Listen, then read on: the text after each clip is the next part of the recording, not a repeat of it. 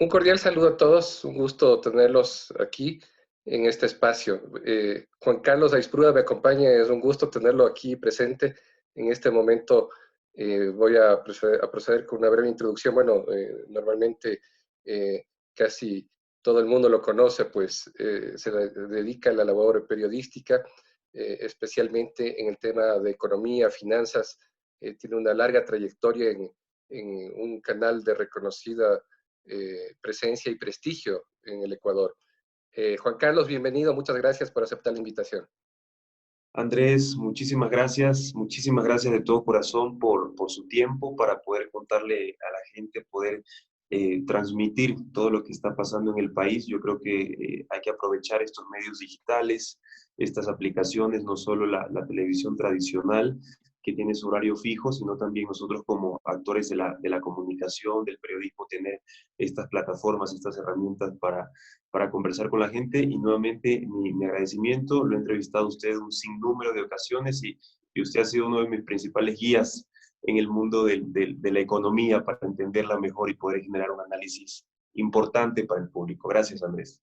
Muchas gracias por esas palabras también, Juan Carlos. Bueno, uno pone el granito de arena y en lo que pueda servir siempre las órdenes.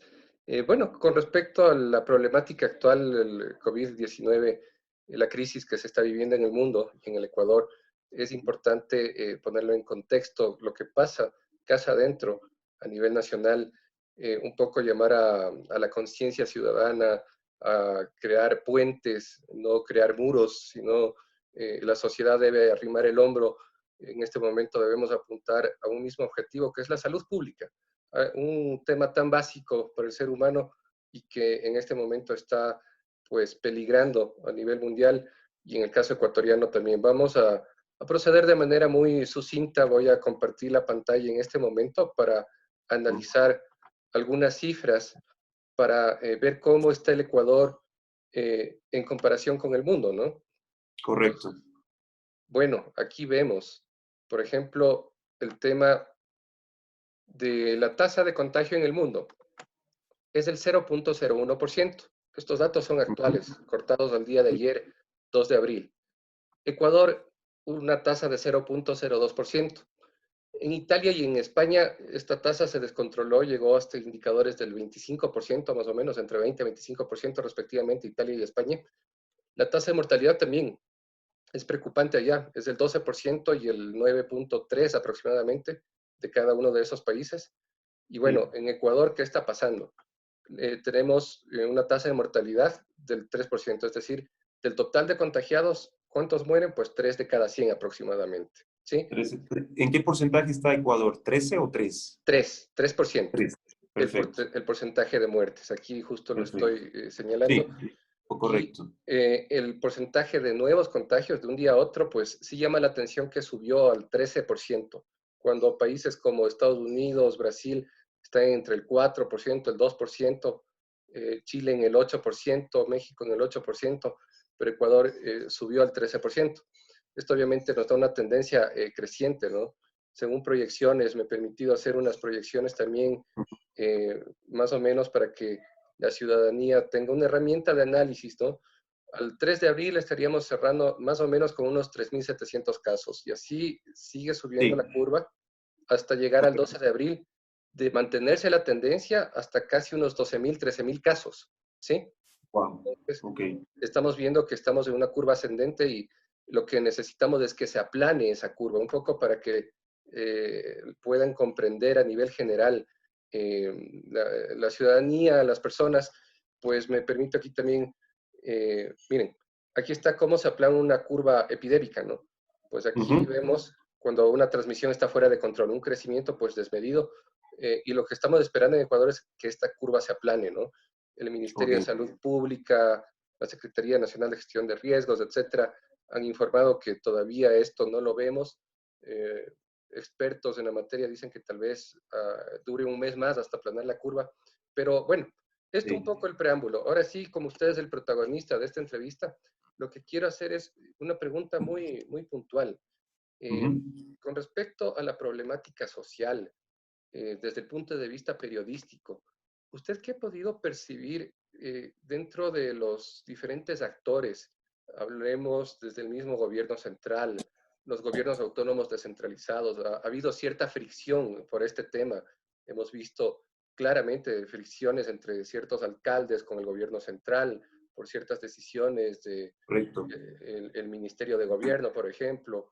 Entonces, eh, específicamente ya aparte del nivel de gobierno, a nivel de ciudadanía, de empresarios, de trabajadores, de empleadores, porque todos debemos apuntar a un mismo objetivo. ¿Qué opinión le merece? ¿Qué diagnóstico usted puede dar y qué mensaje positivo puede transmitir a la ciudadanía? Andrés, ahora con lo que usted muestra acá, justamente yo tenía unos porcentajes correctos, van en esa línea, los estaba notando lo que usted estaba señalando, comparando, porque igual nosotros como periodistas todos los días estamos revisando las cifras y vamos calculando cómo va el incremento, y sí, aquí la conclusión es que en efecto la curva epidemiológica todavía no se estanca, no se estabiliza o comienza a haber un descenso, ¿no? Esto todavía sigue con una proyección, con una tendencia hacia arriba, y usted como economista, como analista experto en estadística también nos ha mostrado que en efecto es así. No es, me gusta esto porque no tiene tinte político, ni presión de ningún lado, sino es un análisis netamente y 100% técnico de lo que está pasando.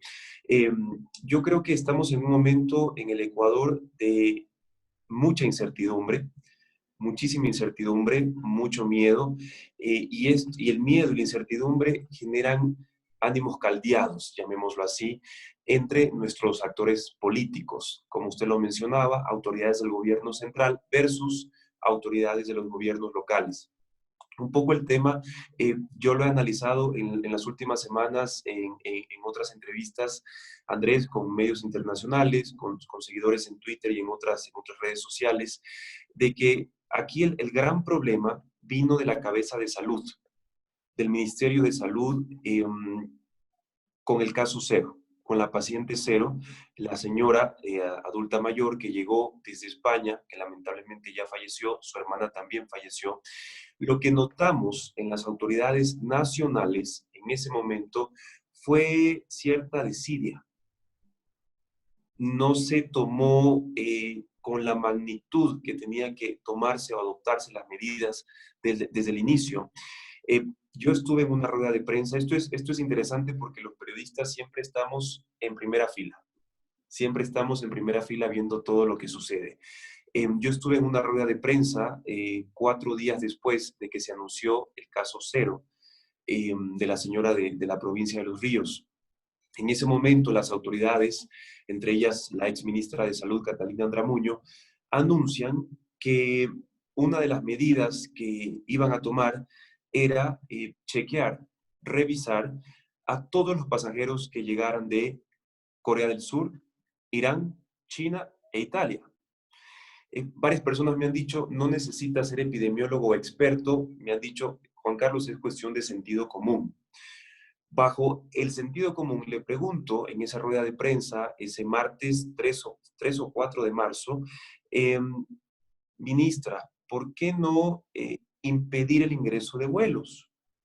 Le digo, porque he leído sobre este tema y he notado que uno de los grandes factores negativos o consecuencias negativas del coronavirus son los pacientes asintomáticos. Por eso el nivel de propagación de este virus. Me dice, no, esa es la medida que vamos a tomar. Yo insisto, un periodista del Universo insistió igual conmigo. Le dijimos, ¿por qué no incluyen vuelos? ¿No quieren restringir vuelos? Ok, no hay problema. Pero ¿por qué no incluyen en la revisión, en el chequeo, en el aeropuerto, a los pasajeros que lleguen también de España? Les puse el ejemplo del aeropuerto de Barajas, que es un monstruo aeropuerto, es uno de los más grandes del mundo. Le dije la gente que llega de la Florida, la gente que llega de Nueva York, la gente que llega de Los Ángeles, la gente que llega de México, ¿por qué no revisar también a ellos? La ministra me dice, Andrés, es que me impacta esto porque retrocedo el tiempo y digo, no puedo creer que este tema se lo minimizó. Me dice la ex ministra, Juan Carlos, no es necesario porque el virus no es comunitario en el Ecuador. La paciente de la provincia de Los Ríos es un caso eh, importado y que ya se ha hecho un cerco epidemiológico de las personas con las que ella tuvo contacto en los últimos días. Pero claro, Andrés, haciendo el análisis, reitero, no político, esto no es de fanatismos ni apasionamientos a favor o en contra de nadie. Así Eh, es. Ella llegó al Ecuador, la paciente cero llegó al Ecuador el 14 de febrero, el día de San Valentín. Esta rueda de prensa fue el 4 de marzo. Ella vino en un vuelo de España. ¿Cuántos vuelos más ingresaron de España, de Italia y de Estados Unidos desde el 14, Casi tomando el 20 14, días. exacto, que llegó la paciente Sí, cero, hasta el 3? No se tomaron las medidas 3, 4, 5, 6 de marzo y recién entre el 8 y 10 de marzo se decide cerrar las fronteras. así es. Entonces, se perdió, a mi criterio, ese es el primer análisis que hago con este antecedente, se perdió muchísimo tiempo porque siguió llegando gente y conversé, hice un live por Instagram con una amiga de Guayaquil. Ella llegó, de hecho, ella fue una de las personas que llegó a inicios de marzo. Ella llegó, ella fue a la mesa del Ministerio de Salud instalada en el aeropuerto de Guayaquil y les dijo, quisiera que me chequen, yo vengo de España, y dijeron que en mi vuelo de conexión en Bogotá había un paciente con coronavirus.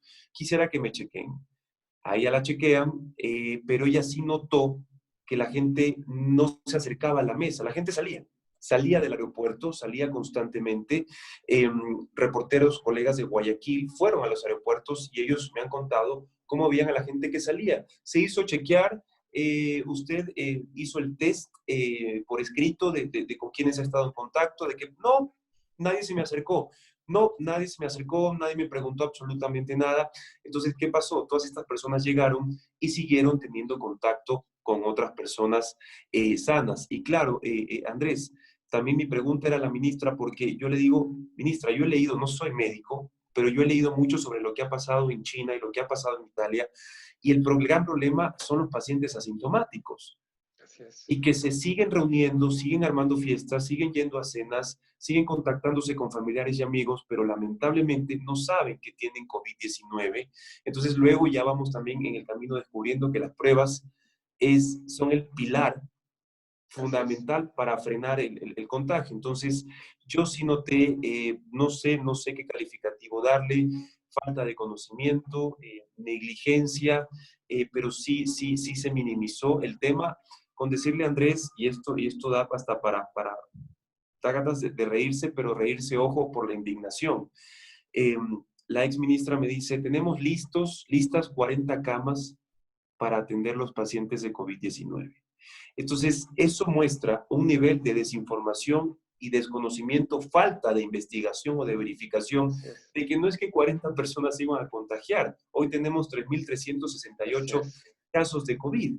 Entonces, no sabían, no manejaban la información o no quisieron aceptar o lo minimizaron. E incluso dijo la ministra, vamos a habilitar un hospital solo para pacientes de COVID-19. Ahí estamos viendo el colapso de todo el sistema de salud pública en Guayaquil, Andrés. Ese es mi primer análisis, tomando en cuenta el antecedente que se generó en los De acuerdo. primeros días de marzo. Ujú. Excelente. O sea, claro, tal vez aquí nos deja una enseñanza de la falta de previsión o tal vez hasta cierto punto negligencia en el tema de salud pública, porque aparte de los recursos es también las restricciones de políticas que se deben tomar, ¿no?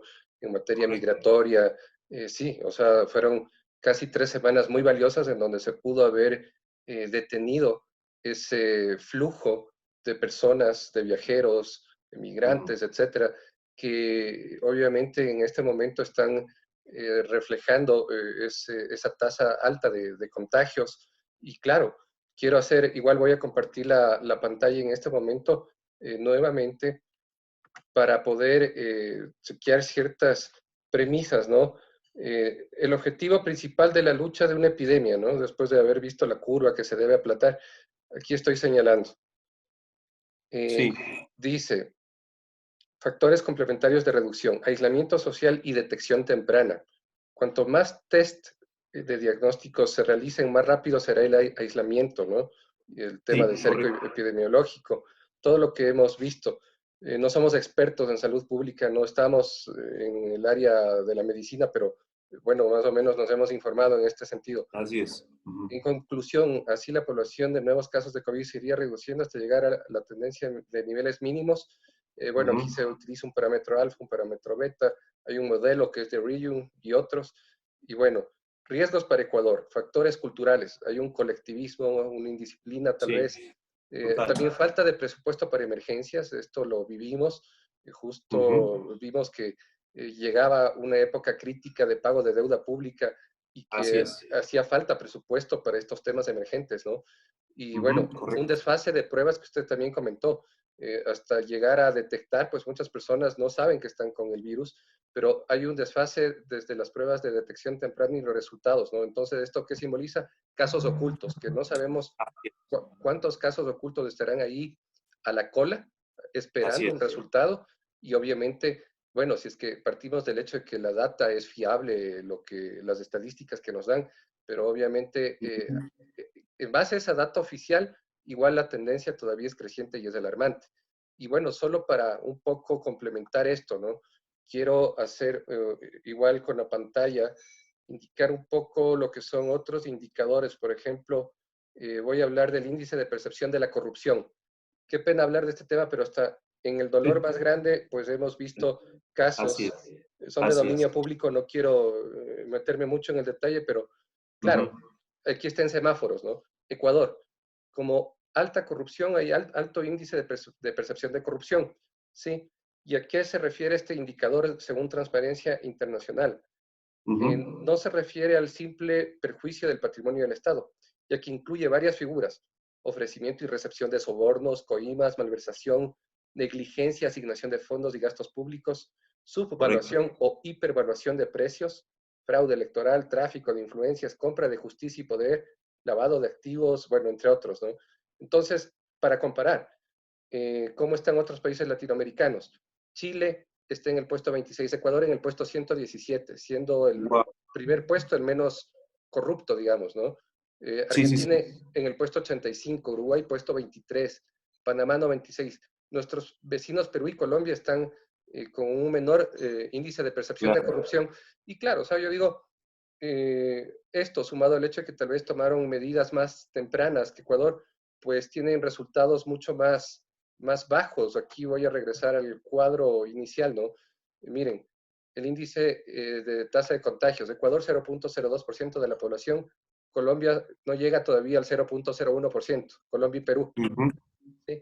Entonces, esto sí nos deja una reflexión. Voy a dejar de compartir la pantalla para poder visualizarle nuevamente a usted, Juan Carlos. eh, Sí. y, a ver, ya voy a ingresar nuevamente a la pantalla. Un poco, ya, stop share, ya, perfecto. Ujú. Eh, con base a estos indicadores, pues tomo un punto medular, ¿no?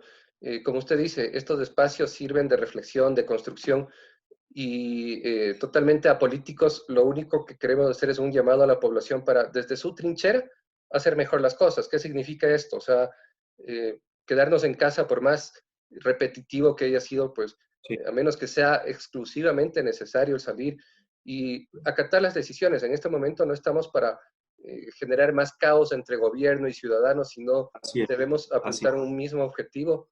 Y bueno, en general, eso. Yo le agradezco de corazón esta Andrés, participación. Claro, y gracias. Antes solo quería contar algo, si me regala un par de con minutos. gusto, claro, Juan Carlos. Y lo hemos conversado con usted y otros economistas en otras entrevistas. Es frustrante bueno, para mí como periodista. Yo digo, si yo como periodista, que no soy economista, me frustro, para ustedes debe ser mucho más, y para la ciudadanía en general. Sí, y lo hemos conversado con usted en un sinnúmero de ocasiones.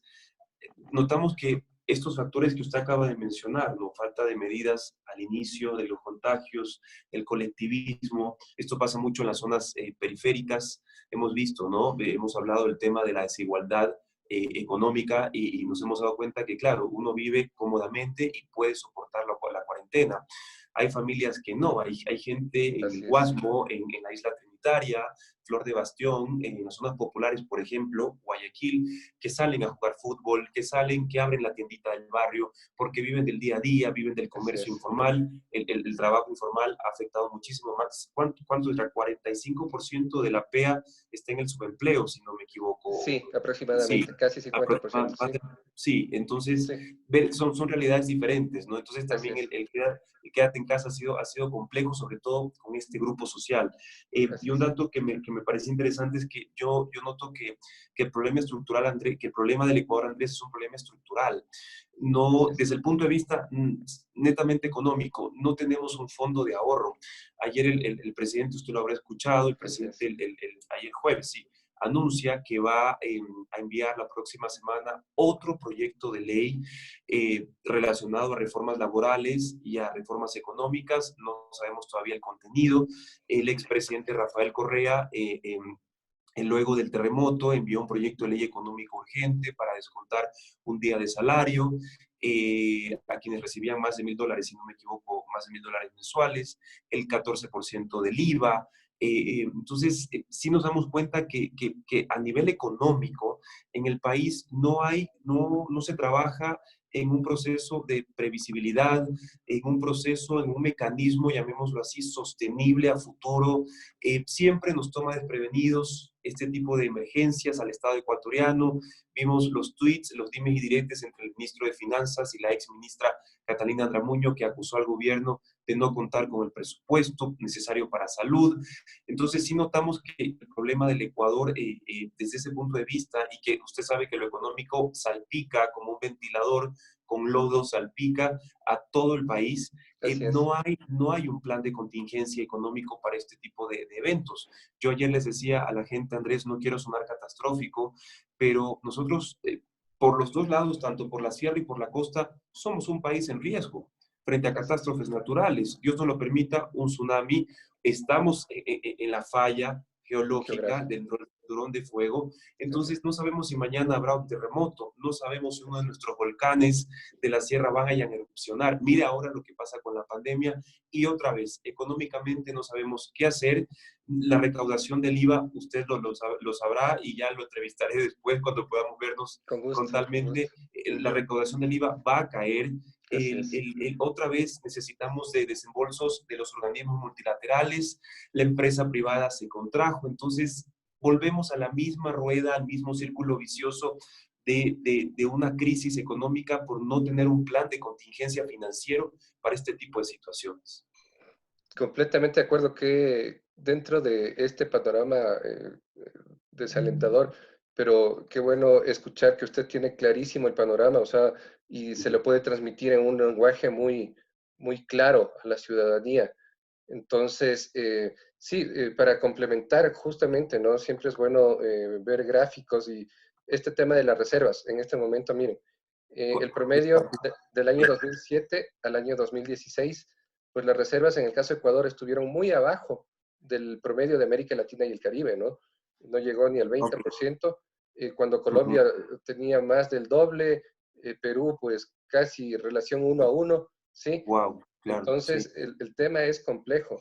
Ecuador tenía reservas, pues después dilapidaron estas reservas con la excusa de, bueno, fortalecer supuestamente una inversión pública, que después Sí. resultó en gran parte sobrepreciada, pero el punto es justo tener fondos que ayuden a estas contingencias, ya sea por riesgos naturales, ya sea por un tema de salud, como lo estamos viviendo, y claro, este panorama económico internacional, igual para simplemente cerrar con unos tips de cómo se configura, igual comparto en la pantalla, lo voy a señalar, ¿no? ¿Cómo está el panorama? Una proyección que se prevé de casi el 5% promedio del PIB mundial en lo que va. De ahí veremos tal vez un ajuste de casi el doble, eh, es decir, casi Sí, 10% de contracción. Comercio internacional sí. igual, un 10% promedio según la UNCTAD, la United Nations Commission on Trade and Development. Ujú. Caída de índices bursátiles casi el 35% promedio, ha golpeado Claro, en las claro. principales bolsas de valores del mundo. Caída del precio del petróleo, casi $25 en promedio. Estamos en menos de la mitad del precio presupuestado. Es una pena. La Reserva Federal, que ya anunció que va a inyectar $2 billones a la economía, es casi 20 veces la economía de Ecuador. Tenemos un recorte de la tasa de interés de la Reserva Federal en Estados Unidos, pérdida según IATA en la industria de aerolíneas por casi 250 mil millones de dólares, 250.000. ajá, que es casi Claro. 2 veces el Producto Interno Bruto de El Ecuador. PIB de Ecuador, claro, Así es. correcto. Juegos Olímpicos aplazados Así en es. Tokio para el año 2021. Esto es 13 mil Increíble. millones de dólares de inversión aplazada. Bueno, ante todo este panorama que obviamente es complejo, es difícil, pero yo rescato sus palabras, el hecho de decir, bueno, es momento de crear puentes, de llegar a un objetivo común. Obviamente, la realidad de una persona que vive en el subempleo, en el desempleo, es muy diferente a una persona que vive dentro de la población económicamente activa que está empleada, pero debemos aterrizar todo esto a las políticas públicas. Y escuchaba que iban a haber ciertas reformas laborales. Ojalá veamos una sensatez en el sentido de no crear roces entre trabajadores y empleadores, sino que es un momento en el que todos van a tener que ceder espacios, todos, absolutamente todos los partícipes de la sociedad, y ser más empáticos. Ese es el llamado, la invitación pública que se hace. Y qué bueno escucharle con ese profesionalismo siempre, mi estimado Juan Carlos, que usted ha demostrado ser una persona ecuánime, una persona que transmite la noticia, la información de una manera imparcial, sin pasiones, sin tintes políticos, y eso realmente le hace mucho bien al Ecuador. Le felicito por esa labor periodística. Gracias, Andrés, gracias, de todo corazón, gracias. Y siempre usted también agradecerle por su tiempo, siempre está a las órdenes, siempre enviando mi información al WhatsApp. Eso es muy importante que trabajemos en conjunto para que la gente pueda entender mejor estos temas. Igual vamos a seguir en contacto Claro y que sí. aquí, de hecho, he anotado, siempre me gusta, yo soy mucho de, de, de anotar, de Excelente. pensar, de subrayar. Anoté porque aquí salen interesantes temas económicos. Yo la próxima Claro. semana tengo que volver al canal a trabajar todo el día, entonces me salen unos temas interesantes y estamos en contacto para conversarlos en entrevistas para los reportajes también, Andrés. Claro que sí, claro que sí. Gracias por su tiempo nuevamente y un fuerte abrazo, Juan Carlos. Hasta una Gracias por la próxima invitación. ocasión. Un fuerte Gracias. abrazo. Chao, Hasta chao. luego. Gracias.